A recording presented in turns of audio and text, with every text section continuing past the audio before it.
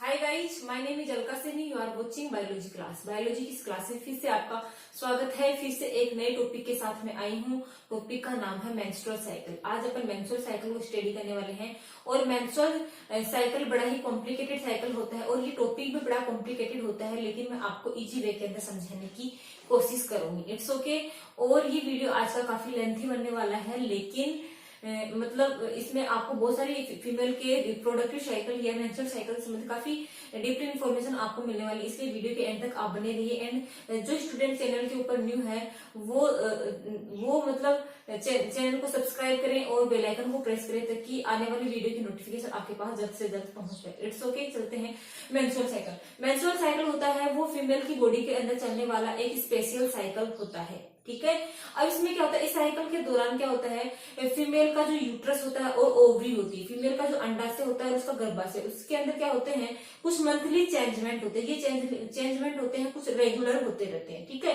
देखिए, menstrual cycle होता है वो कुछ स्पेशल जो स्पीसीज की फीमेल्स होती है उनके अंदर होता है। जैसे आपने नाम सुना होगा कोर्डेटा। तो कोर्डेटा के अंदर क्या होता है, कोर्डेटा होता है।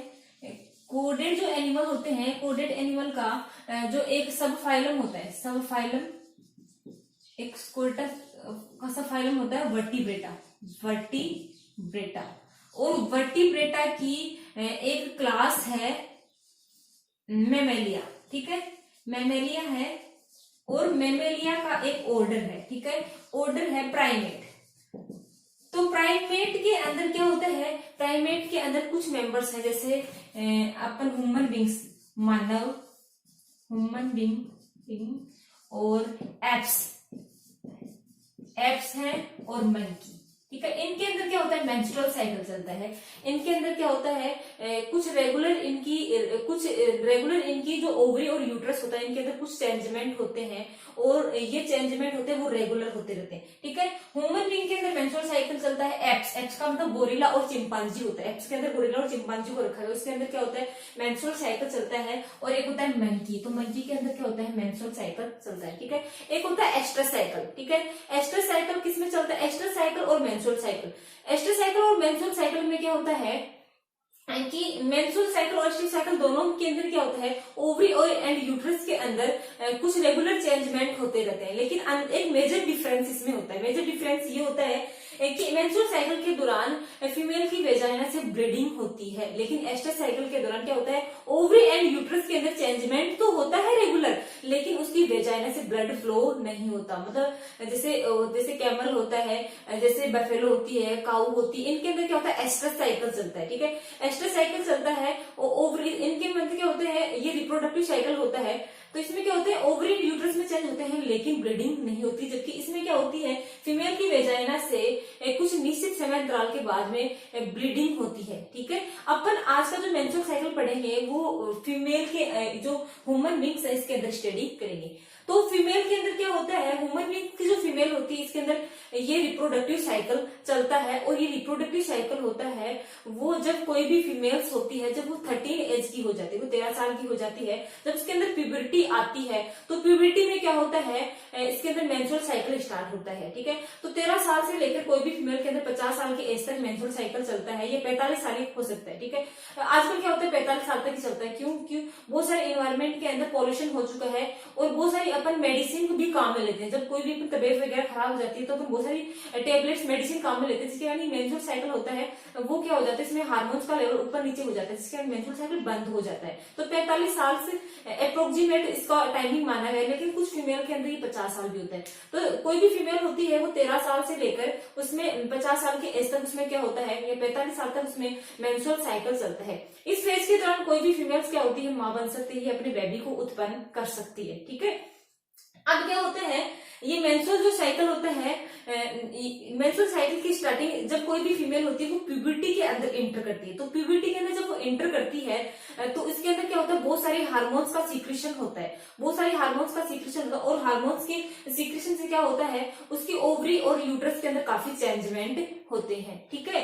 तो ये देखिए, अपन बात करते हैं मेंस्ट्रुअल साइकिल जब किसी भी फीमेल के अंदर जब फर्स्ट बार आता है, जब इसकी स्टार्टिंग होती है, तो जब इसमें मेंस्ट्रुअल साइकिल की जब स्टार्टिंग होती है तो इसको कहा जाता है मेनार्क। मेनार्क, मेनार्क कहा जाता है, ठीक है, मेनार्क। और जब फीमेल के अंदर ये मेंस्ट्रुअल साइकिल बंद हो जाता है तो इसको मेनोपॉज कहा जाता है। मतलब जब जिस एज के अंदर ये स्टॉप हो जाता है, बंद हो जाता है, तो इसको कहा जाता है मेनोपॉज, मेनोपॉज इसको कहा जाता है। It's okay. अब देखिए मेंस्ट्रुअल साइकिल को समझाने के लिए मैं आपको थोड़ा सा फीमेल का रिप्रोडक्टिव सिस्टम के बारे में बताती हूँ, ठीक है। तो फीमेल का रिप्रोडक्टिव सिस्टम मैं बताती हूँ, और ये फीमेल का रिप्रोडक्टिव सिस्टम होता है, इसमें क्या होती है, 2 ओवरीज होती हैं, फेलोपियन ट्यूब होती है, और यूट्रस होता है, और वेजाइना होती है, ठीक है, इसमें ये होती है। और ये जो मेंस्ट्रुअल साइकिल होता है, इस मेंस्ट्रुअल साइकिल के दौरान क्या होता है, ओवम बनता है, ओवम का मैच्योरेशन होता है, और वो क्या करता है, फर्टिलाइजेशन के अंदर पार्टिसिपेट करता है। तो मेंस्ट्रुअल साइकिल को समझाने के लिए मैं थोड़ा सा मतलब पीछे जाती हूँ, oogenesis को समझाती हूँ आपको, क्योंकि oogenesis में आपको समझाऊंगी तो वहां से आपको मेंस्ट्रुअल साइकिल अच्छे से समझ में आ जाएगा।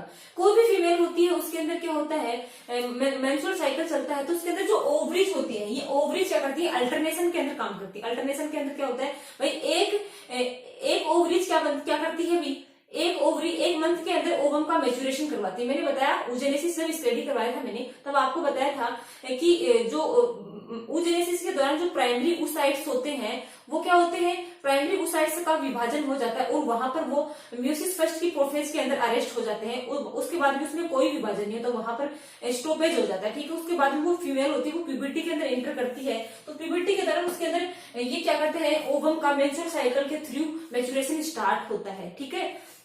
तो इसमें क्या होता है, ये जो फीमेल की जो ओवरीज होती है, ये ओवरीज क्या करती है, मेंस्ट्रुअल साइकिल के अंदर अल्टरनेशन के अंदर भाग लेती है।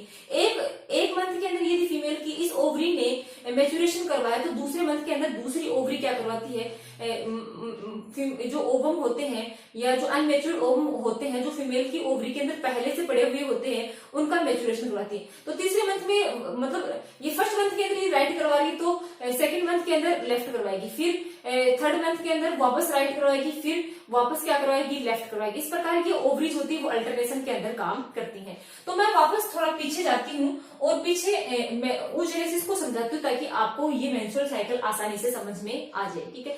जैसे मैं बताऊं आपको, मैंने जब oogenesis आपको स्टडी करवाया, जब मैंने आपको oogenesis स्टडी करवाया, तो मैंने उसमें आपको बताया था, मैंने आपको ये बताया कि oogenesis होता है जब कोई भी फीमेल अपनी मम्मा के यूट्रस के अंदर होती है, कोई भी फीमेल XYZ कोई भी फीमेल होती है, जैसे मैं अपनी मम्मा के यूट्रस में थी, तभी मेरे में क्या स्टार्ट हो गया था, oogenesis स्टार्ट हो गया। तो कोई भी फीमेल क्या होती है, जब वो अपनी मम्मा के यूट्रस के अंदर होती है, तो मैं देखो डायग्राम बना देती हूँ, उस फीमेल जो मतलब अपनी मम्मा के जब यूट्रस में होती है कोई भी फीमेल, मतलब फिटस स्टेज के अंदर वो होती है, तो फिटस का ये क्या है, रिप्रोडक्टिव सिस्टम है, ठीक है। ये क्या है, ये यूट्रस है, ये क्या है, ओवरीज है। तो ये क्या है, जब वो अपनी मम्मा के यूट्रस के अंदर होती है, तो इसका रिप्रोडक्टिव साइकिल ये है, किसका, देखो फिटस का, ये फिटस की ओवरी है, यूट्रस है, और ये फेलोपियन ट्यूब है। तो वो क्या होती है, जब अपनी मम्मा के यूट्रस में होती है, तो उसमें क्या होता है, मैंने कहा इस ओवरी को मैं बड़ा बना देती हूँ, थोड़ा सा बड़ा बना देती हूँ, ताकि आपको समझ में आ जाए आसानी से। It's okay. देखिए वो अपनी मम्मा की जब यूट्रस में होती है, तो उसमें क्या होता है, इस ओवरी होती है, ठीक है। इस ओवरी के अंदर क्या होता है, कुछ ओवरी की जो बाहर वाली सेल्स होती हैं, इनको क्या कहा जाता है भाई, ओवरी की जो बाहर वाली सेल्स होती हैं, या बाहर वाला जो हिस्सा होता है, इसको कोर्टेक्स कहा जाता है, ठीक है। और अंदर वाला जो हिस्सा होता है, इसको मेडुला कहा जाता है, मेडुला। इट्स ओके, ठीक है। अब देखिए क्या होता है, दोनों को स्ट्रोमा कहा जाता है, ठीक है। इसमें क्या होता है, जब कोई भी फीमेल एम्ब्रियो होता है, ये फीमेल होती है अपनी मम्मा के जब यूट्रस में होती है, तो उसमें क्या होता है, उसकी जर्मिनल एपिथेलियम की सेल्स क्या होती है, जर्मिनल एपिथेलियम कौन सी सेल्स होती है, ओवरी की जो दीवार के अंदर जो कोशिकाएं होती हैं, उनको कहा जाता है जर्मिनल एपिथेलियम, जर्मिनल एपिथेलियम, ठीक है, एपिथेलियम होता है। तो जर्मिनल एपिथेलियम्स होती हैं, वो क्या करती है, कुछ स्पेशल प्रकार की सेल्स के अंदर कन्वर्ट हो जाती है, इनको कहा जाता है, ये जो जर्मिनल एपिथेलियम, ठीक है, वो ऊपर बना देती हूँ थोड़ा। ये क्या होती है, दीवार, इनकी ओवरी की जो दीवार की कोशिका, इनको क्या कहा जाता है, जर्मिनल एपिथेलियम, ठीक है। ये जर्मिनल एपिथेलियम किसमें कन्वर्ट हो जाती है, प्रीमोडियल जर्म सेल्स, ठीक है। मतलब ये प्रीमोडियल जर्म सेल्स आगे जाकर क्या बनाएंगी, आगे जाके ये ओवम का फॉर्मेशन करेंगी। ठीक है, तो ये देखिए मैं कभी की बात कर रही हूँ जब कोई भी एम्ब्रियो अपनी मम्मा के जब यूट्रस में होता है। It's okay. देखिए यहाँ पर देखिए ये जर्मिनल एपिथेलियम किसका निर्माण करती है, प्रीमोडियल जर्म सेल्स। ठीक है,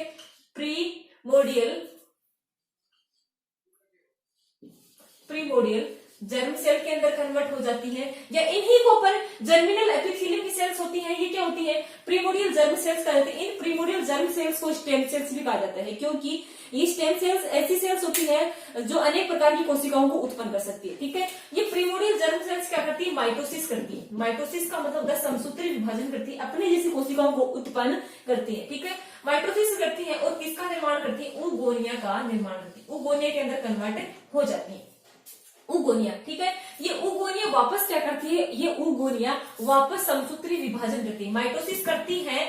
और माइटोसिस कहाँ चल रहा है, अभी कोई भी फीमेल अपनी मम्मा के जब यूट्रस के अंदर है तभी ये प्रोसेस चल रही है। मतलब फ्यूचर के अंदर जब वो 13 साल की होगी, जब इसके अंदर मेंस्ट्रुएशन स्टार्ट होगा, जब उसमें ओवा बनेगा, तो ओवम को बनाने वाली सेल्स देखिए अभी बन चुकी है। ठीक है, अभी बन रही है उसके अंदर। ठीक है, तो ये माइटोसिस जब करेगी तो माइटोसिस के दौरान क्या बनाएगी, बहुत सारी ऊगोनिया और ऊगोनिया बनाएगी, मतलब अपने जैसी कोशिकाएं और बनाएगी। इनमें से जो ऊगोनिया मैच्योर होती जाएंगी वो ऊगोनिया किसमें कन्वर्ट हो जाएंगी, प्राइमरी oocyte। Primary oocyte। ठीक है, ये किसमें कन्वर्ट हो जाएंगी, प्राइमरी oocyte के अंदर ये कन्वर्ट हो जाएंगी। ठीक है, अब ये प्राइमरी oocyte में कन्वर्ट हो जाएंगी, ये प्रोसेस अभी फीटस के अंदर चल रही है। ठीक है, अब देखिए प्राइमरी oocyte के बाद में क्या होते हैं, दो विभाजन होते हैं, जिसको बोलते हैं म्योसिस फर्स्ट और म्योसिस सेकेंड होते हैं। और म्योसिस फर्स्ट के 4 टाइप होते हैं, म्योसिस फर्स्ट के, और म्योसिस सेकेंड के भी 4 होते हैं, प्रोफेज, मेटाफेज, एनाफेज और टेलोफेज 3 होते हैं। जैसे ही प्राइमरी oocyte होता है वो कौन सी फेज के अंदर एंटर करता है, म्योसिस फर्स्ट की प्रोफेज के अंदर एंटर करता है, वैसे ही वहां पर ये विभाजन अरेस्ट, मतलब वहां जैसे ये एंटर करता है और ये विभाजन वहीं रुक जाता है। मतलब ये जो प्राइमरी oocyte है, ये प्राइमरी oocyte है, ये म्योसिस फर्स्ट के अंदर ही अरेस्ट हो जाता है। इसके बाद में मतलब ये जो फ्यूचर के अंदर जो ओवम बनेगा, ये प्राइमरी oocyte स्टेज के अंदर ही, फिटस के अंदर, मतलब प्राइमरी oocyte स्टेज के अंदर अरेस्ट हो जाता है। उसके बाद में कोई विभाजन नहीं होता। ये विभाजन तब तक बंद हो जाता है जब कोई भी फीमेल होती है वो उसकी बर्थ नहीं हो जाती, या वो प्यूबर्टी के अंदर जब तक एंटर नहीं कर जाती, उसके अंदर हार्मोन का सीक्रेशन जब तक नहीं होता, तब तक ये प्राइमरी oocyte है वो म्योसिस फर्स्ट की प्रोफेज के अंदर ही अरेस्ट होगा। ठीक है, जब इस फीमेल की क्या होगी, जब इस फीमेल की बर्थ होगी, तो बर्थ के दौरान दोबारा से उसके अंदर क्या होगा, बर्थ होगी, उसके अंदर प्यूबर्टी आएगी, प्यूबर्टी के अंदर जब मेंस्ट्रुअल साइकिल स्टार्ट होगा, तो मेंस्ट्रुअल साइकिल जब स्टार्ट होगा तब ये क्या करेगा, बाकी के जो विभाजन बचे हैं, बाकी के विभाजन दोबारा स्टार्ट करेगा। It's okay. देखिए इसके अलावा बता देती हूँ ये विभाजन कहाँ चल रहे हैं, ये फिटल ओवरी के अंदर चल रही है। ये प्राइमरी oocyte कहाँ तक बन चुका है, ये यहाँ बन चुका है। देखिए एक बात और बता देती हूँ आप साथ, ये प्राइमरी oocyte होता है वो क्या करता है, ओवरी के अंदर क्या करता है, अपने चारों ओर कुछ सेल्स को जमा करना स्टार्ट कर देता है। इसको बोलते हैं, ये बीच में क्या है, प्राइमरी oocyte है, ये बीच में क्या है, प्राइमरी oocyte है, लेकिन फिटस स्टेज के दौरान ही, ठीक है, एम्ब्रियोनिक स्टेज के दौरान क्या करता है, कुछ सेल्स को जमा करना स्टार्ट कर देता है। इनको बोलते हैं ग्रेन्युलोसा सेल, ग्रेन्युलोसा सेल्स। ठीक है, ग्रेन्युलोसा सेल्स कहा जाता है। और बीच में क्या है, oocyte है, और बाहर क्या ग्रेन्युलोसा सेल्स है, और दोनों को मिलाकर क्या कहा जाता है, प्राइमरी फॉलिकल, प्राइमरी फॉलिकल कहा जाता है, प्राइमरी फॉलिकल कहा जाता है। अब ये क्या है, फिटस स्टेज के दौरान किसी भी फीमेल के अंदर प्राइमरी फॉलिकल, बहुत सारी मिलियन की संख्या के अंदर प्राइमरी फॉलिकल्स बन जाते हैं। और इसके अंदर जो बीच में जो ओवा है वो प्राइमरी oocyte है, स्टेज के अंदर म्योसिस फर्स्ट की प्रोफेज के अंदर अरेस्ट हो चुका है। अब इसमें कोई विभाजन नहीं हो रहा है, ये विभाजन तब तक बंद रहेगा जब तक इसके अंदर हार्मोन्स का सीक्रेशन नहीं होगा, ये प्यूबर्टी के अंदर नहीं जाएगी। ठीक है, अब देखिए ये जो प्राइमरी फॉलिकल्स होते हैं ये मिलियन की संख्या के अंदर बनते हैं, लेकिन जब इस फीमेल की बर्थ होगी, पर्चुरेशन होगा, और पर्चुरेशन से लेकर जब ये 13 एज की होगी, प्यूबर्टी तक जब पहुंचेगी, तो ये प्राइमरी फॉलिकल्स नष्ट होते हुए मिलियन की संख्या में बड़े हैं, लेकिन जब ये प्यूबर्टी के अंदर करेगी, ठीक है, ये क्या है, फिटल स्टेज, एम्ब्रियोनिक स्टेज है, एम्ब्रियोनिक स्टेज के अंदर इसमें बहुत मिलियन की संख्या के अंदर प्राइमरी फॉलिकल बन चुके हैं। लेकिन ये जब आगे की ओर बढ़ेगी, प्यूबर्टी के अंदर जब इंटर करेगी, तो इंटर करते ही इसमें मतलब एक साल से लेकर 13 साल की उम्र के अंदर इसमें क्या होंगे, प्राइमरी जो फॉलिकल्स बने थे वो नष्ट होते होते कहा कितने शेष रह जाएंगे, 60,000 से 80,000 की संख्या में ही शेष फॉलिकल्स बचेंगे। बाकी क्या हो जाएंगे, बाकी फॉलिकल्स ओवरी के अंदर नष्ट हो जाएंगे। प्रत्येक ओवरी के अंदर 60 से 80,000 फॉलिकल्स शेष रहेंगे, बाकी फॉलिकल्स क्या हो जाएंगे, नष्ट हो जाएंगे। और ये फॉलिकल्स का किस में भाग लेंगे, मेंस्ट्रुअल साइकिल के अंदर भाग लेंगे और ओवम क्या करेंगे, फॉलिकल्स होंगे वो मेंस्ट्रुअल साइकिल के अंदर भाग लेंगे। इट्स ओके, इतनी बात आपको समझ में आई। ये आप इसका स्क्रीनशॉट ले सकते हैं।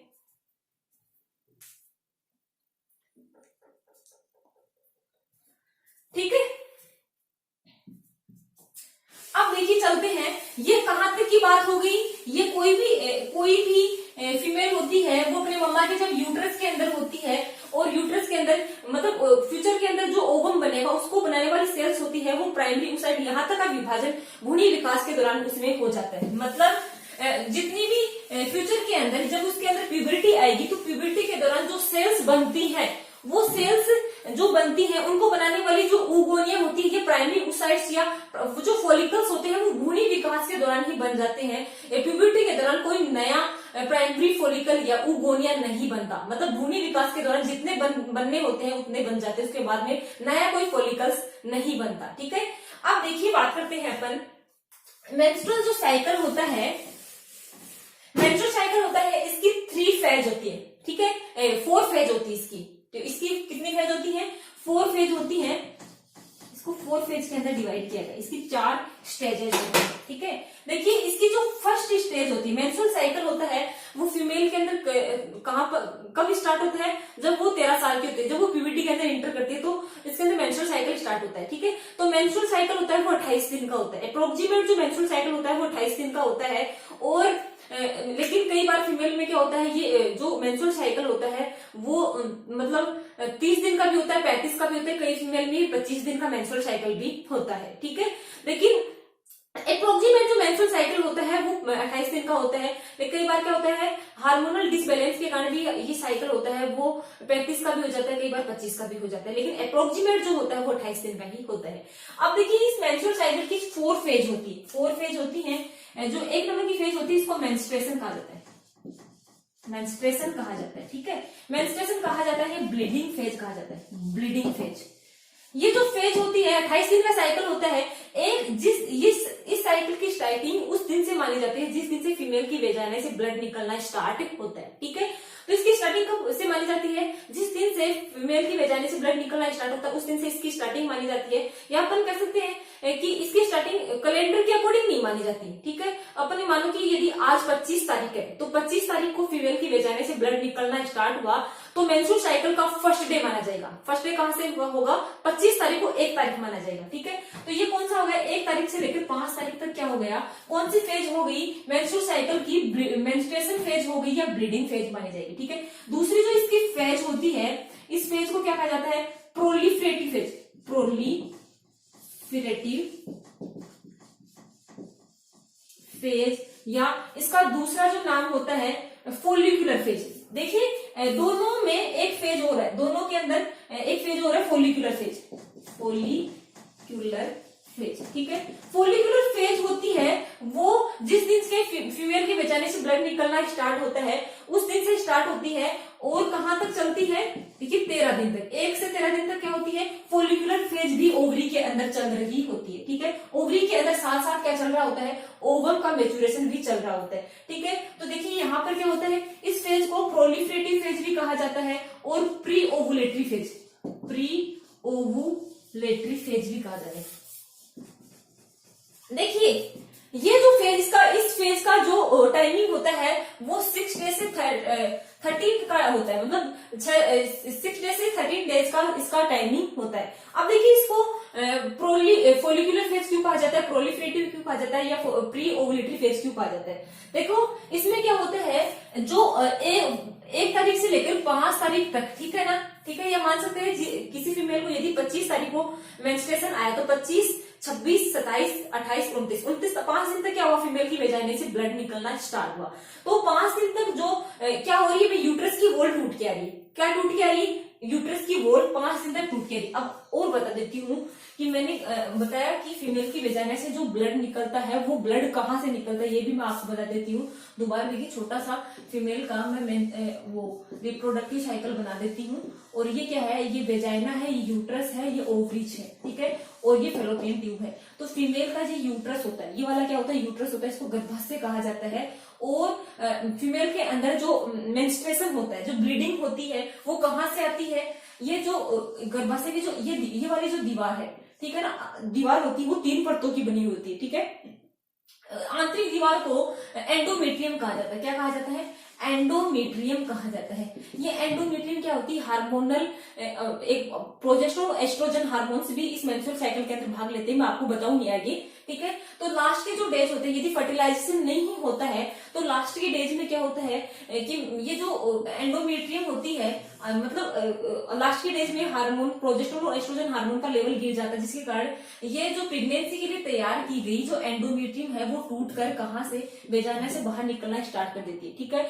तो मतलब क्या हुआ कि ये दूसरा पीरियड, दूसरा मेंस्ट्रुअल साइकिल स्टार्ट हो जाता है। तो ये जो ब्लीडिंग निकलती है वो कहां से निकलती है, यूट्रस की एंडोमेट्रियम होती है, ठीक है। तो मतलब यदि नेक्स्ट साइकिल स्टार्ट हो रहा है, इसका मतलब क्या हुआ कि पिछला मंथ था उसके दौरान फीमेल में या तो मैटिंग नहीं हुई, और यदि मैटिंग भी हुई तो ओवम एंड स्पर्म का फ्यूजन नहीं हुआ, इसलिए नेक्स्ट साइकिल स्टार्ट हुआ है। इसका संकेत होता है नेक्स्ट यदि साइकिल फीमेल के अंदर आ रहा है तो इसका मतलब यही हुआ कि उस फीमेल के अंदर क्या हुई है, पिछले मंथ या तो मैटिंग नहीं, और मैटिंग भी हुई तो ओवम एंड स्पर्म का फ्यूजन नहीं हुआ है, ठीक है। लेकिन ये नहीं है, मतलब वो फीमेल क्या हो चुकी है, प्रेग्नेंट हो चुकी है, ठीक है। और यदि साइकिल आ रहा है तो वो फीमेल क्या है, अनप्रेग्नेंट है। लेकिन कई बार क्या होता है, फीमेल के अंदर क्या होता है, हार्मोनल डिसबैलेंस के कारण भी ये साइकिल क्या होता है, कई बार बंद हो जाता है, ठीक है ना। तो ये भी नहीं कह सकते अपन कि वो फीमेल प्रेग्नेंट है, कई कारण भी हो सकते हैं रुकने के, कोई डिजीज हो सकता है, वीकनेस हो सकती है, कोई भी कारण हो सकता है।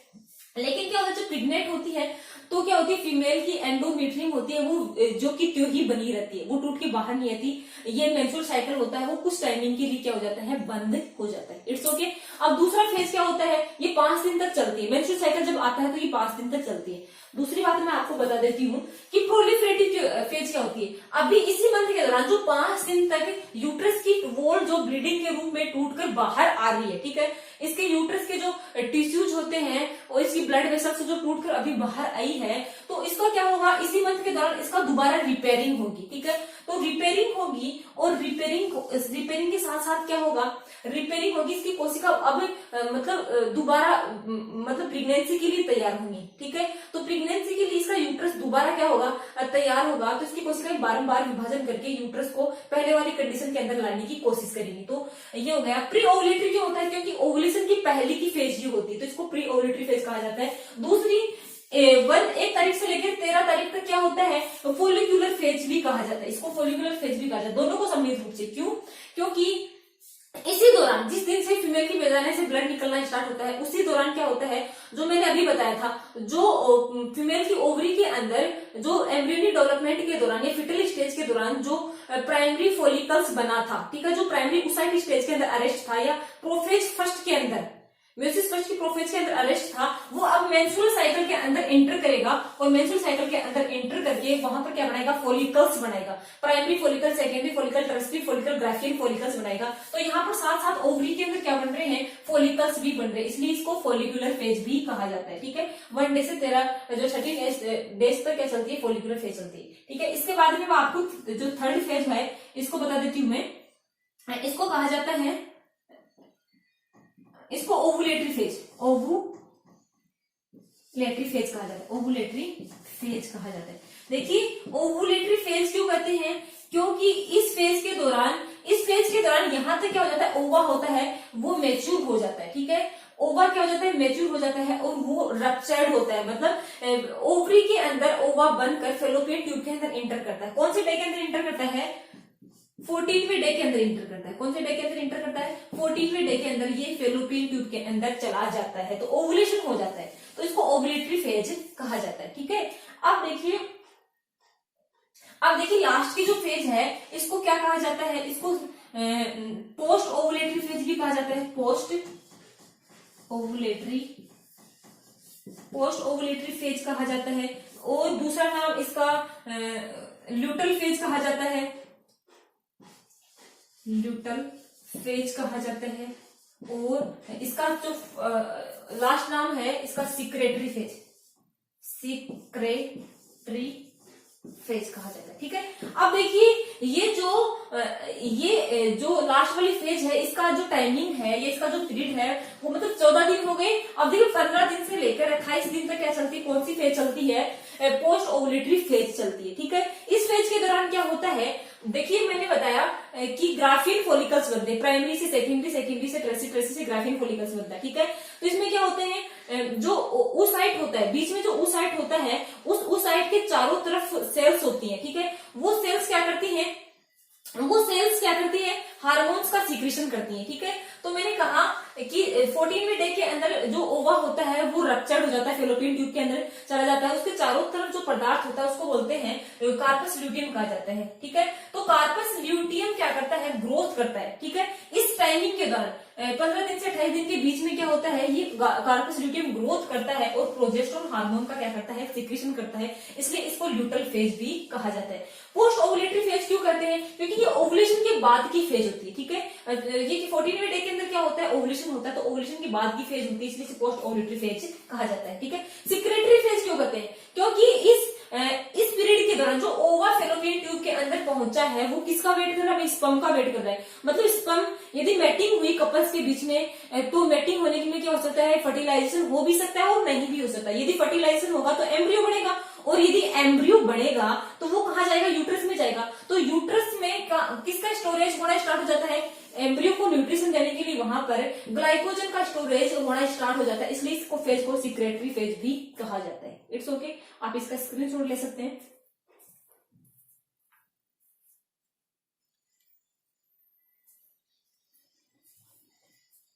ठीक है, अब देखिए, अब मैं आपको इन्हीं सभी बातों को ग्राफ के माध्यम से समझाने की कोशिश करूंगी, आपको अच्छे से समझ में आ जाएगा। ठीक है, अब देखिए मैं बताती हूँ आपको, वापस आइए पीछे आइए, आपको सारी डाउट्स है वो क्लियर हो जाएंगे। ठीक है, जब कोई भी फीमेल्स होती है वो प्यूबर्टी के अंदर एंटर करती है, कोई भी फीमेल्स होती है जब वो प्यूबर्टी के अंदर एंटर करती है, जो वो 13 साल की होती है तो उसके अंदर मेंस्ट्रुअल साइकिल स्टार्ट होता है। ठीक है, तो मैं एक फीमेल बना देती हूँ, ये क्या है, एक फीमेल है। ठीक है, ये फीमेल है, इसकी गर्दन थोड़ी बड़ी बन गई, इसकी छोटी बना देते हैं गर्दन। इट्स ओके, तो ये देखिए ये क्या है,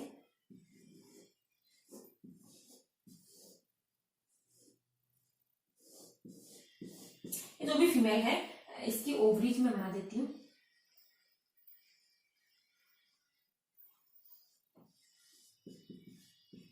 ये इसका रिप्रोडक्टिव साइकिल है। ठीक है, अब देखिए ये क्या है भाई, कोई भी फीमेल है। ठीक है, ये 13 साल की हो चुकी है, ये जैसे ही 13 साल की होगी तो इसमें मेंस्ट्रुअल साइकिल क्या है, ये 13 एज की होगी, तो इसमें मेंस्ट्रुअल साइकिल क्या होगा, स्टार्ट होगा। मेंस्ट्रुअल साइकिल जब इसमें स्टार्ट होगा तो सबसे पहले क्या होगा, इसमें जब ये 13 साल की होगी तो इसमें क्या होगा, इसका ब्रेन का एक हिस्सा होता है हाइपोथैलेमस,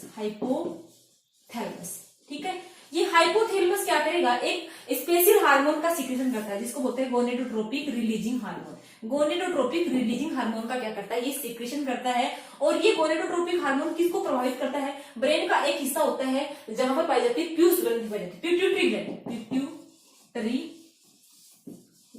ठीक है, पिट्यूटरी ग्लैंड पाई जाती है। ठीक है, और ये पिट्यूटरी ग्लैंड होती है वो दो हार्मोन्स का सीक्रेशन करती है, FSH हार्मोन और दूसरा होता है LH हार्मोन। ठीक है, FSH हार्मोन को की फुल फॉर्म होती है फोलिक्यूलर स्टिमुलेटिंग हार्मोन।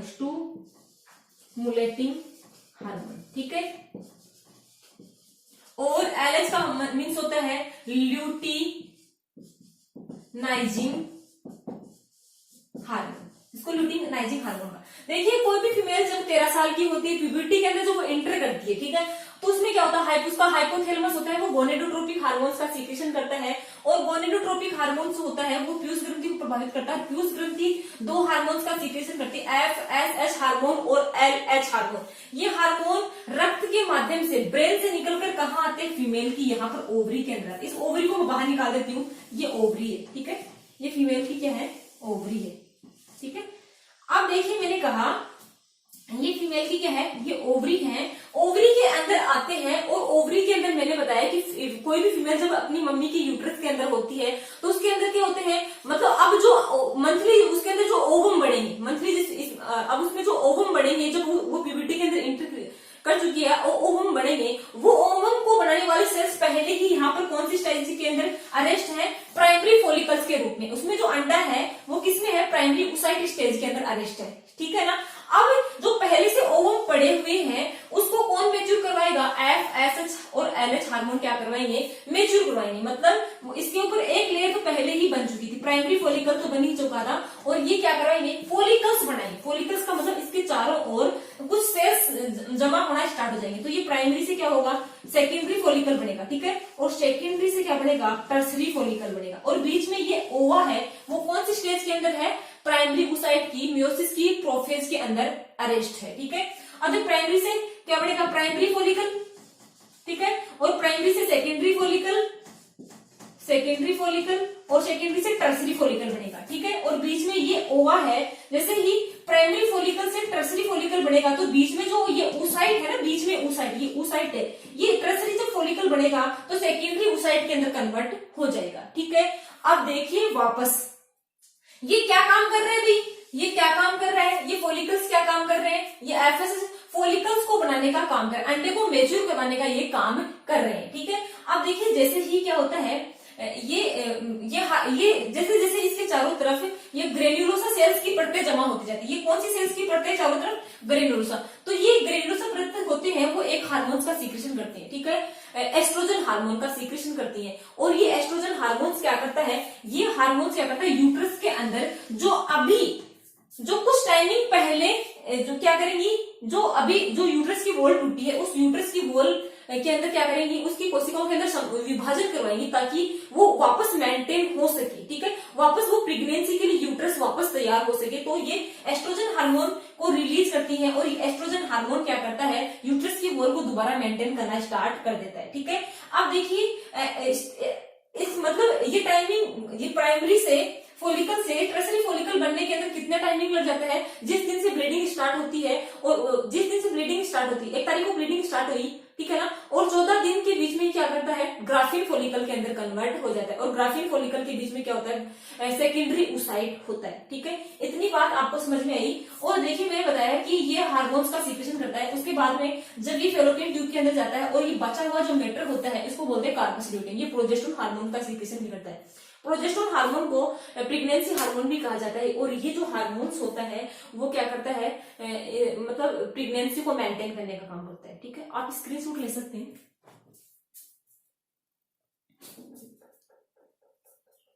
It's okay. देखिए चलते हैं। अब मैं आपको वापस एक ग्राफ के माध्यम से समझाऊंगी, कोई भी दिक्कत आपको नहीं होगी। देखिए कैसे कैसे प्रोसेस चलती है यूट्रस में। तो मेंस्ट्रुअल साइकिल कितने दिन का होता है भी, मेंस्ट्रुअल साइकिल होता है वो 28 दिन का होता है, ठीक है। अप्रोक्सीमेट जो मेंस्ट्रुअल साइकिल होता है वो 28 दिन का होता है। तो मैं यहाँ पर डेट लिख देती हूँ, ठीक है, यहाँ पर मैं डेट लिख देती हूँ।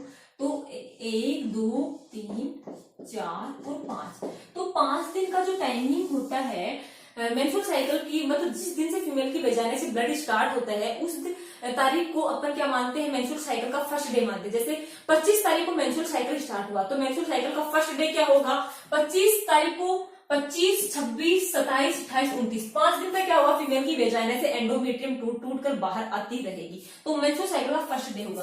तो इस फेज को क्या कहा जाता है, मेंस्ट्रुएशन फेज, मेंस्ट्रुएशन फेज कहा जाता है। मैंने पहले भी बताया है। और इसको ब्लीडिंग फेज भी कहा जाता है, ब्लीडिंग फेज, ठीक है। देखिए उसके बाद में क्या होता है, 6, 7, 8, 9, 10,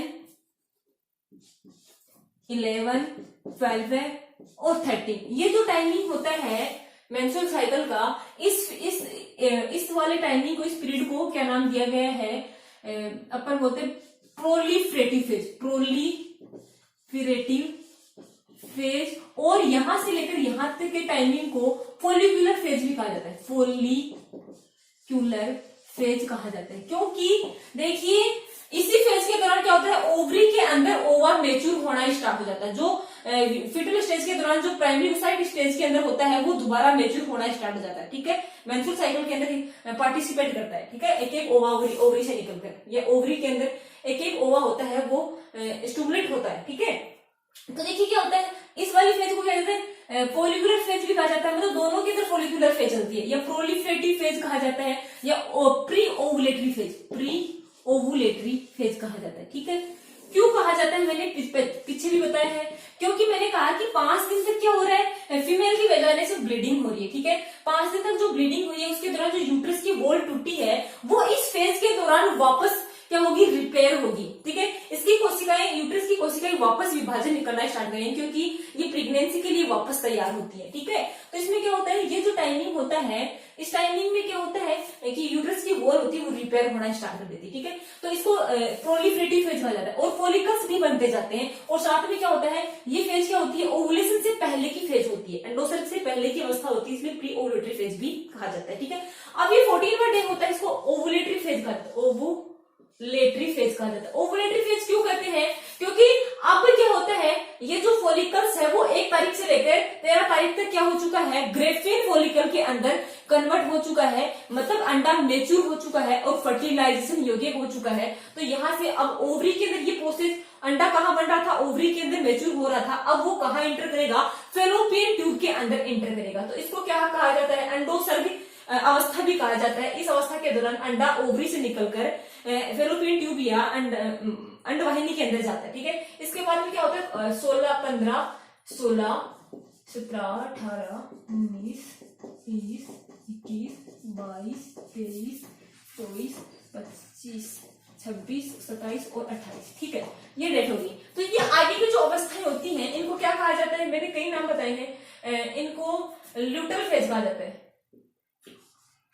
ल्यूटल फेज कहा जाता है, क्यों कहा जाता है, मैंने कहा कि जो ओवा होता है उस ओवे के चारों तरफ जो मैटर होता है उसको कार्पस ल्यूटियम कहा जाता है। तो ये कार्पस ल्यूटियम क्या करेगा, प्रोजेस्टेरोन का सीक्रेशन करेगा, जो यूट्रस की वॉल को और ज्यादा स्मूथ बना देगा, और ज्यादा मोटा बना देगा, इसलिए इसको क्या कहा जाता है, ल्यूटल फेज कहा जाता है, ठीक है। दूसरा नाम इसका होता है post ovulatory phase. Post ovulatory मतलब ओवुलेशन के बाद की ये अवस्था होती है, तो इसको क्या बोलते हैं, पोस्ट ओवुलेटरी फेज कहा जाता है, ठीक है। इसका थर्ड जो नाम होता है उसको सिक्रेटरी फेज भी कहा जाता है, क्योंकि इस फेज के दौरान क्या होता है भाई, जो फीमेल होती है उसका यूट्रस होता है वो ग्लाइकोजन का स्टोरेज करना स्टार्ट कर देता है। क्यों, क्योंकि यदि मैटिंग हुई और मैटिंग के दौरान यदि फ्यूजन हुआ, और फ्यूजन से क्या होगा, यदि जाइगोट बना और एम्ब्रियो बना, तो एम्ब्रियो को क्या चाहिए, इम्प्लांट, जब वो यूट्रस के अंदर जब वो इम्प्लांट होगा तो उसको न्यूट्रिशन चाहिए। तो न्यूट्रिशन के लिए वहां पर यूट्रस की वॉल में क्या जमाना स्टार्ट हो जाता है, ग्लाइकोजन जमा होना स्टार्ट हो जाता है, तो इसको सीक्रेटरी फेज भी कहा जाता है, ठीक है।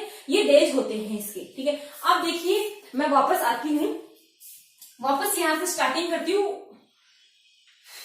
देखिए सबसे पहले क्या होता है, कोई भी फीमेल होती है वो जो प्यूबर्टी के अंदर एंटर करती है, ठीक है, 13 साल की जो होती है, तो उसमें क्या होता है,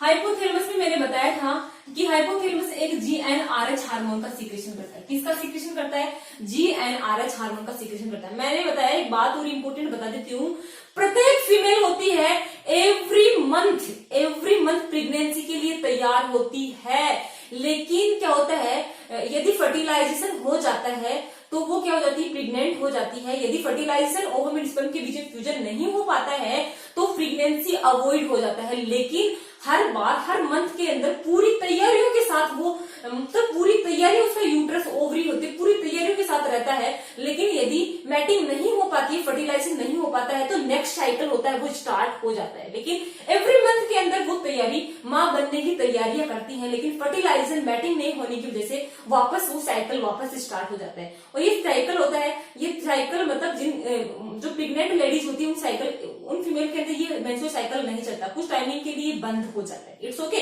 देखिए दोबारा, जो जब फीमेल होती है वो 13 साल की होती है, और 13 साल की जब होती है तो उसमें क्या होता है, उसका जो हाइपोथैलेमस होता है वो एक हार्मोन का सीक्रेशन करता है, GnRH, gonadotropic releasing hormone full form है। ये हार्मोन कहाँ इफेक्ट करता है, पिट्यूटरी ग्लैंड, ठीक है। इसके ब्रेन में पाई जाती है पिट्यूटरी ग्लैंड, ये पिट्यूटरी ग्लैंड कितने हार्मोन्स का सीक्रेशन करती है? FSH हार्मोन और LH हार्मोन, 2 हार्मोन का सीक्रेशन करती है। और मैंने बताया ये हार्मोन ब्रेन से निकलकर उस फीमेल की कहां चले जाते हैं? ओवरी के अंदर चले जाते हैं। कहां चले जाते हैं ये हार्मोन? मैं अलग अलग कलर से बना देती हूँ ताकि ग्राफ में दिक्कत ना आए। ये हार्मोन कहां चले जाते हैं? फीमेल की ओवरी के अंदर। ओवरी के अंदर क्या होते हैं? फिटल स्टेज के दौरान ही बहुत सारे फॉलिकल्स पड़े हुए होते हैं और ये फॉलिकल्स क्या करेंगे? मेंस्ट्रुअल साइकिल के थ्रू क्या करेंगे? ये फॉलिकल्स हैं वो मैच्योर होंगे और ओवम का फॉर्मेशन करेंगे। आगे जाके ओवम का मतलब मैच्योरेशन करवाएंगे। ठीक है, तो यहाँ पर ओवरी के अंदर बहुत सारे फॉलिकल्स पहले से ही पड़े हुए हैं और इन फॉलिकल्स का क्या होगा? मैच्योरेशन होगा या डेवलपमेंट होगा। फॉलिकल्स क्या होगा? मैच्योरेशन।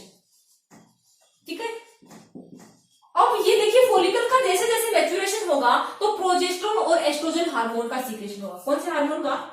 एस्ट्रोजन। पहले एस्ट्रोजन का होता है, पहले किसका होता है?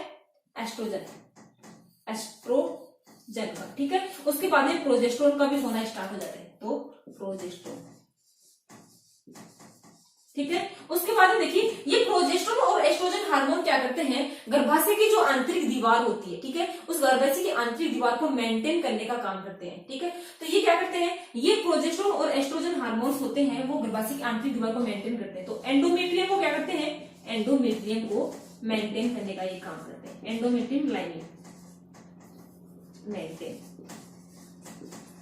ठीक है, मेंटेन करने का काम करते हैं। ठीक है, वापस मैं समझा देती हूँ। कोई भी फीमेल होती है उसका हाइपोथैलेमस गोनेडोट्रोपिक हार्मोन का सीक्रेशन करता है और ये गोनेडोट्रोपिक पीयूष ग्रंथि को जाकर इफेक्टेड करता है और पीयूष ग्रंथि 2 हार्मोन का सीक्रेशन करती है, FSH हार्मोन और LH हार्मोन। ये ओवरी के अंदर जाते हैं और फॉलिकल का स्टिमुलेटिंग कराते हैं और ये फॉलिकल का जैसे जैसे स्टिमुलेटिंग होता है वैसे वैसे फीमेल होती है उसके अंदर एस्ट्रोजन और प्रोजेस्टेरोन हार्मोन का सीक्रेशन होता है और प्रोजेस्टेरोन एस्ट्रोजन हार्मोन होते हैं यूट्रस की एंडोमेट्रियम को मेंटेन करने का काम करते हैं। ठीक है, अब देखिए क्या होता है, जैसे ही FSH हार्मोन होता है उसका सीक्रेशन होता है। ठीक है, तो सीक्रेशन होता है, ये देखिए यहां से सीक्रेशन हो गया। ठीक है, 1 डे से स्टार्ट हो गया इसका सीक्रेशन। FSH शुरू के अंदर क्या होता है? FSH का लेवल हाई होता है शुरू के अंदर। ठीक है, देखिए यहां पर हो गया। ठीक है, अब देखिए शुरू के अंदर LH का लेवल तो क्या होता है? कम होता है, लेकिन जैसे जैसे डे आगे की ओर बढ़ते जाते हैं तो एक देखो एक टाइमिंग यहाँ पर ऐसा भी आता है जहां पर FSH और LH दोनों का थोड़ा सा लेवल लो हो जाता है। लेकिन यहाँ से क्या होता है? ये एस्ट्रोजन होता है वो यहाँ पर आके एस्ट्रोजन का लेवल जब हाई होता है, ठीक है ना, तो ये हाइपोथैलेमस को एक पॉजिटिव फीडबैक देता है जिसके कारण ये जो दोनों हार्मोन्स होते हैं वो जंपिंग लगाते हैं। क्या करते हैं? ये यहाँ पर शुरू के अंदर इसका लेवल क्या होता है? FSH का ज्यादा होता है, LH का थोड़ा कम होता है। ठीक है, लेकिन दोनों ही फॉलिकल्स को बनाने के अंदर पार्टिसिपेट करते हैं। लेकिन एक लेवल यहाँ पर आते हैं, यहाँ पर क्या करता है? यहाँ पर थोड़ा सा इसका लेवल कम हो जाता है। ठीक है, और लेकिन FSH का यहाँ पर लेवल कम होगा, LH का इसकी तुलना में ज्यादा होगा, एक थोड़ा लेवल कम हो जाता है। लेकिन एस्ट्रोजन हार्मोन्स होता है वो यहाँ पर आएगा, मैं बताऊंगी अभी। तो यहाँ पर इसका लेवल हाई होता है, लेवल हाई होने से ये क्या करेंगे, मतलब ये हाइपोथैलेमस को पॉजिटिव फीडबैक देंगे और पॉजिटिव फीडबैक से क्या होगा? ये अचानक जंपिंग लगाएंगे। देखिए मैं यहाँ पे बढ़ा देती हूँ, ये LH है, ये ऊपर वाला क्या है? LH है, इसको LH है और नीचे वाला क्या है? FSH ग्रीन वाला। ठीक है, तो ये देखिए ये अचानक क्या होता है?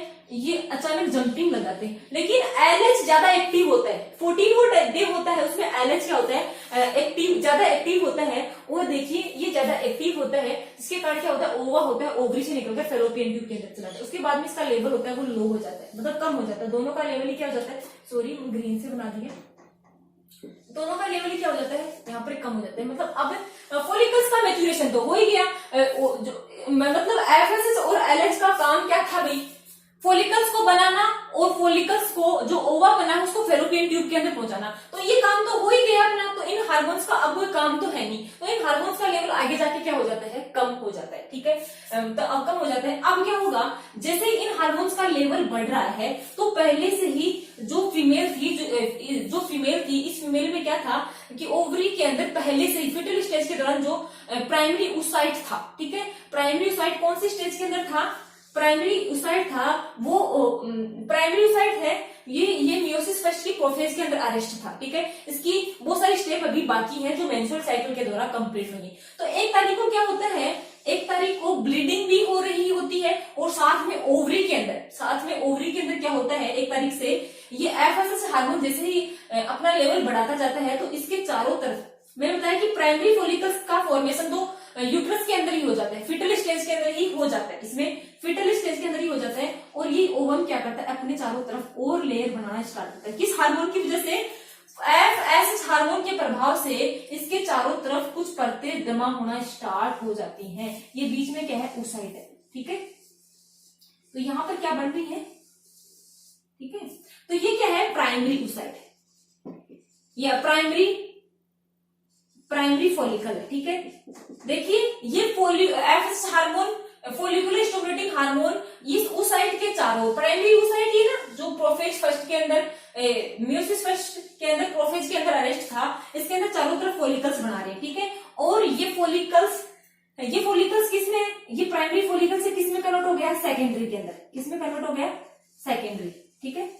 सेकेंडरी के बाद में क्या आता है, ये और बड़ा हो गया, और क्या हो गया, बड़ा हो गया। तो सेकेंडरी से किसमें कन्वर्ट हो गया, टर्सरी फॉलिकल, ठीक है। मैंने बताया बीच में क्या है, ये बीच में oocyte है, ठीक है। ये बीच में क्या है, ये बीच में oocyte है, ये बीच में oocyte है। ये यहां पर क्या होता है, प्राइमरी oocyte होता है, ठीक है। लेकिन प्राइमरी oocyte, ये बीच में प्राइमरी oocyte और चारों तरफ क्या है, ग्रैन्युलोसा सेल्स का स्तर है, ठीक है। तो ये जैसे ही प्राइमरी फॉलिकल से टर्सरी फॉलिकल स्टेज के अंदर जब पहुंचता है तो ये बीच वाला oocyte होता है वो विभाजन कर लेता है और किसमें कन्वर्ट हो जाता है, विभाजन करता है। जैसे क्या बनता है, एक तो पोलर बॉडी बनती है, ठीक है, एक तो क्या बनती है, पोलर बॉडी बनती है और क्या बनता है, एक सेकेंडरी oocyte बनता है, ठीक है। अब देखिए ये सेकेंडरी oocyte के अंदर कन्वर्ट हो चुका है और ये इसका मैच्योर हो चुका है। अब लास्ट वाली स्टेज को क्या बोलेंगे, लास्ट वाली स्टेज है, इसको बोलेंगे ग्राफियन फॉलिकल, ठीक है। ग्राफियन फॉलिकल इसको बोलते हैं।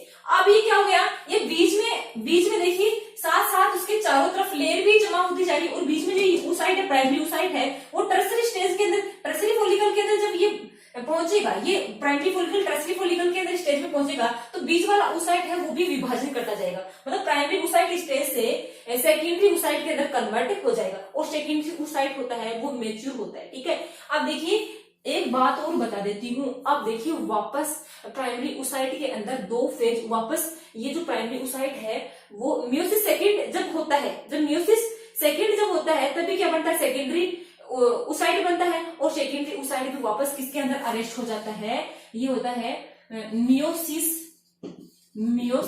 सेकंड की मेटाफेज के अंदर अरेस्ट हो जाता है, मेटाफेज के अंदर अरेस्ट हो जाता है। मतलब कह सकते हैं कि ये जो बीच के अंदर सेकेंडरी oocyte है, ये बीच के अंदर जो सेकेंडरी oocyte है कौन सी स्टेज के अंदर है, मियोसिस सेकेंड की मेटाफेज के अंदर ही अरेस्ट है। मतलब इसके अंदर अभी तक भी विभाजन नहीं हुआ। क्यों नहीं हुआ, क्योंकि इसका विभाजन अभी तक तब तक नहीं होता जब तक इसके कांटेक्ट में स्पर्म नहीं आता। मतलब ये जो सेकेंडरी oocyte है इसके पास खुद का सेंट्रियोल नहीं होता, तारकाय नहीं होता, और तारकाय नहीं होता तो इसमें क्या होता है, बाकी के जो विभाजन होते हैं, अर्धसूत्री विभाजन जो सेकंड होता है वो प्रॉपर कंप्लीटली नहीं हो पाता है। जब उसके पास क्या होता है, जब इसके अंदर इस सेकेंडरी oocyte या ये ओवम के अंदर जब जैसे ही स्पर्म एंटर करता है तो स्पर्म के पास सेंट्रियोल होता है, स्पर्म के अंदर जो सेंट्रियोल होता है ओवम के अंदर एंटर करते ही बाकी की जो स्टेज होती है, ठीक है ना।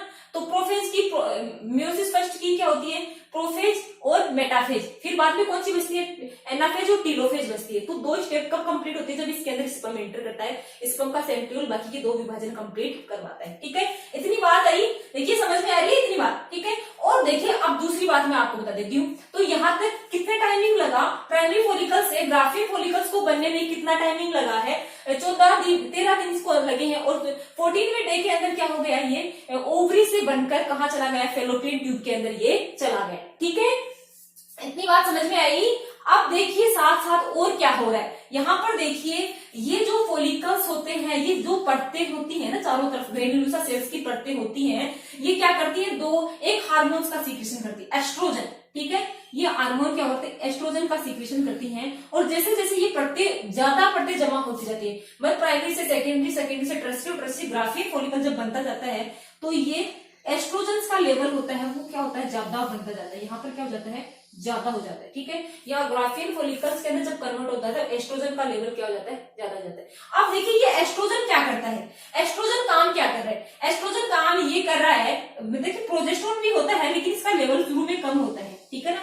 मतलब प्रोजेस्टेरोन हार्मोन कहां पर ज्यादा एक्टिव होते हैं, जब ओवुलेशन होता है, जब अंडा ओवरी से निकलकर कहा जाता है, फैलोपियन ट्यूब के अंदर जाता है, तो इसका लेवल कहां हो जाता है, यहाँ पर ज्यादा हो जाता है, ठीक है। अब एस्ट्रोजन का यहाँ पर कम हो जाता है, यहाँ पर क्या हो जाता है, इसका लेवल कम हो जाता है, ठीक है। देखिए भाई एस्ट्रोजन का सीक्रेशन कौन करा रहा है, ये चारों तरफ जो सेल्स है, ग्रेनुलोसा सेल्स हैं, ये क्या करा रही है भाई, एस्ट्रोजन का सीक्रेशन करवा रही है। एस्ट्रोजन क्या कर रहा है, 5 डेज तक जो यूट्रस की वॉल टूटी है, 5 डेज तक क्या हो रही है, यूट्रस की जो वॉल टूटी है, इन यूट्रस की वॉल को क्या कर रहा है, उन यूट्रस की वॉल के अंदर कोशिका विभाजन करवा के वापस उसको रिपेयर कर रहा है, क्योंकि इस मंथ के दौरान वापस क्या हो सकती है, प्रेगनेंसी हो सकती है, ठीक है। तो हो सकती है, तो उसके अनुसार क्या करेगा, ये दोबारा तैयारी करता है, दोबारा प्रेगनेंसी की वापस तैयारी करता है और ये क्या होता है, यहाँ पर जाकर प्रोजेस्टेरोन हार्मोन का लेवल क्या हो जाता है, या एस्ट्रोजन हार्मोन का लेवल यहाँ पर ज्यादा हो जाता है, और यहाँ पर फिर क्या हो जाता है, 14 डे के बाद भी इसका लेवल थोड़ा कम हो जाता है, लेकिन लेवल तो रहता है लेकिन थोड़ा कम हो जाता है, ठीक है। अब देखिए एक होता है एस्ट्रोजन का कम हो जाता है वहां पे, अब क्या होता है, प्रोजेस्टेरोन हार्मोन का लेवल शुरू के अंदर तो क्या होता है, यहाँ पर जाके ज्यादा आगे बढ़ता है, क्यों बढ़ता है, क्योंकि प्रोजेस्टेरोन हार्मोन्स को प्रेगनेंसी हार्मोन्स कहा जाता है। ये हार्मोन्स क्या करता है बताया गया, इस हार्मोन्स का सीक्रेशन, प्रोजेस्टेरोन हार्मोन का लेवल यहाँ पर ज्यादा क्यों होता है, क्योंकि ये ओवा है, और ये ओवा है वो फेलोपियन ट्यूब के अंदर जा चुका है, और ये जो बचा हुआ मैटर है, ये वाला जो बचा हुआ मैटर है, इसको बोलते हैं कार्पस ल्यूटियम। क्या कहा जाता है, कार्पस ल्यूटियम, कार्पस ल्यूटियम इसको कहा जाता है। और ये कार्पस ल्यूटियम किसका सीक्रेशन करता है, प्रोजेस्टेरोन हार्मोन्स का सीक्रेशन करता है, ठीक है। शुरू के अंदर इसका लेवल न के बराबर होता है, ठीक है। इसका सीक्रेशन कौन कर रहा है भाई, इसका सीक्रेशन कार्पस ल्यूटियम कर रहा है, या बोल सकते हैं कि कार्पस ल्यूटियम ही प्रोजेस्टेरोन हार्मोन का सीक्रेशन करता है, ठीक है। तो यहाँ पर क्या हो गया, प्रोजेस्टेरोन हार्मोन का लेवल हाई हो जाता है, लेकिन ये प्रोजेस्टेरोन हार्मोन क्या करता है, यूट्रस की वॉल को मेंटेन करने का काम करता है, उसको बहुत ज्यादा स्मूथ बना देता है, क्योंकि प्रेगनेंसी हुई तो जो बच्चा है वो यूट्रस के अंदर जाके इम्प्लांट होगा, तो उसको स्मूथ बना देता है, मोटा बना देता है, चिकना बना देता है, उसमें ग्लाइकोजन का संचय कर देता है, ठीक है। तो ये कार्पस ल्यूटियम क्या करेगा, 15, 16, 17, 18, 19, 20, 21, 22 इन डेज में क्या करेगी, कार्पस ल्यूटियम वृद्धि करता जाएगा। ओवा नहीं है अब इसमें सेकेंडरी साइड नहीं है, वो फेलोपियन ट्यूब के अंदर जा चुका है, ये क्या करेगा, ग्रोथ करेगा, ठीक है। उसके बाद में क्या होगा, यदि फर्टिलाइजेशन नहीं होता है, यदि इन डेज के दौरान फर्टिलाइजेशन नहीं होता है, तो लास्ट के डेज में क्या होगा, 26, 27 और 28 डेज में क्या होगा, ये कार्पस ल्यूटियम क्या हो जाएगा, नष्ट हो जाएगा। कार्पस ल्यूटियम क्या हो जाएगा, नष्ट हो जाएगा। और ये कार्पस ल्यूटियम नष्ट हो जाएगा, तो ये कार्पस ल्यूटियम क्या कर रहा था, अभी प्रोजेस्टेरोन का सीक्रेशन कर रहा था। क्या कर रहा था, प्रोजेस्टेरोन का ये सीक्रेशन कर रहा था, और प्रोजेस्टेरोन अब क्या हो जाएगा, प्रोजेस्टेरोन का लेवल क्या हो जाएगा, कम हो जाएगा। और प्रोजेस्टेरोन का लेवल कम होने से क्या हो जाएगी, जो यूट्रस की वॉल प्रेगनेंसी के लिए तैयार हुई थी, गर्भाशय की दीवार जो बच्चे की इम्प्लांटेशन के लिए तैयार होगी, वो वापस क्या हो जाएगी, ब्लड के रूप में या टूटकर वेजाइना के थ्रू बाहर आना स्टार्ट हो जाएगी। मतलब मेंस्ट्रुअल साइकिल की पहले वाली ब्लीडिंग फेज वापस स्टार्ट हो चुकी है, 1, 2, 3, 4 फेज वापस, नेक्स्ट साइकिल वापस स्टार्ट हो चुका है, ठीक है। अब देखिए वापस आते हैं अपन, ये प्रोजेस्टेरोन और एस्ट्रोजन हार्मोन क्या कर रहे हैं भाई, गर्भाशय की आंतरिक दीवार को मेंटेन करने का काम कर रहे हैं। तो 1 तारीख से 5 तारीख तक क्या होती है, ये ब्लीडिंग होती है, ठीक है। ये यहाँ पर क्या हो रही है, ब्लीडिंग हो रही है, यूट्रस की एंडोमेट्रियम टूट के बाहर आ रही है, ठीक है। लेकिन 6 तारीख से लेकर 13 तारीख तक क्या होता है, जो एंडोमेट्रियम टूटी है वो क्या करेंगे, ये जो एस्ट्रोजन हार्मोन है एंडोमेट्रियम को क्या करेंगे, उसमें कोशिका विभाजन करवा के उसमें क्या करवाएंगे, उसको वापस रिपेयर करने के लिए वापस रिपेयरिंग करना स्टार्ट करेंगे, ठीक है। उसके बाद में क्या होता है, यहाँ तक इसकी रिपेयरिंग होती है, इसके बाद में होता है ये कार्पस ल्यूटियम का जैसे ही सीक्रेशन होता है, ये कार्पस ल्यूटियम क्या करती है, प्रोजेस्टेरोन हार्मोन का सीक्रेशन करती है। प्रोजेस्टेरोन हार्मोन को प्रेगनेंसी हार्मोन कहा जाता है। ये हार्मोन क्या करता है कि मतलब ये पहले से तैयारी कर रहा था, एस्ट्रोजन कर रहा था, लेकिन इसकी और हेल्प कर देता है, ये और हेल्प ये कर देता है कि इसमें मतलब कोशिका तो विभाजन हो रहा होता है, पहले वाली कंडीशन के अंदर ये वापस लाने की कोशिश करता है एस्ट्रोजन, लेकिन साथ ही क्या करता है, ये कार्पस ल्यूटियम जब बनता है, ग्रोथ करता है, तो ये प्रोजेस्टेरोन का सीक्रेशन करता है। ये प्रोजेस्टेरोन क्या करता है, यूट्रस के अंदर ग्लाइकोजन का संचय कर देता है, ठीक है। तो ग्लाइकोजन क्या करता है, यहाँ पर यूट्रस की वॉल देखिए, यूट्रस की वॉल जो टूटी थी अभी जस्ट जो टूटी थी वो देखिए वापस बनना स्टार्ट हो, देखिए ये ग्राफ ऊपर की ओर जा रहा है, इसका मतलब क्या हो रहा है, यूट्रस की वॉल वापस बन रही है। देखिए यूट्रस की वॉल वापस बन रही है, यूट्रस की वॉल देखिए वापस बन रही है, ये यूट्रस की वॉल है, ये देखिए ऊपर वापस बन रही है। अब देखिए यूट्रस की वॉल क्यों बन रही है, यूट्रस की वॉल प्रोजेस्टेरोन और एस्ट्रोजन हार्मोन के मतलब गाइडेंस के अंदर बन रही है, ये हार्मोन सीक्रेशन हो रहा है तभी यूट्रस की वॉल बन रही है, ठीक है। तो देखिए यूट्रस की वॉल का मेंटेन करने का काम एस्ट्रोजन और प्रोजेस्टेरोन कर रहे हैं, लेकिन कार्पस ल्यूटियम 28 या 29 दिन में क्या हो जाता है, नष्ट हो जाता है। 27-28 दिन के अंदर कार्पस ल्यूटियम नष्ट हो जाता है, तो प्रोजेस्टेरोन और एस्ट्रोजन का सीक्रेशन क्या हो जाता है, बंद हो जाता है। और बंद होते ही ये जो यूट्रस की वॉल इस मंथ की प्रेगनेंसी के लिए तैयार होती है वो टूटकर बाहर आना स्टार्ट होती है और नेक्स्ट मेंस्ट्रुएशन साइकिल स्टार्ट हो जाता है। तो अब मैं आपको बताती हूँ कि मेंस्ट्रुअल साइकिल की प्रॉपर डेफिनेशन क्या होती है, ठीक है, इसको मेंस्ट्रुअल साइकिल क्यों होते हैं, ठीक है।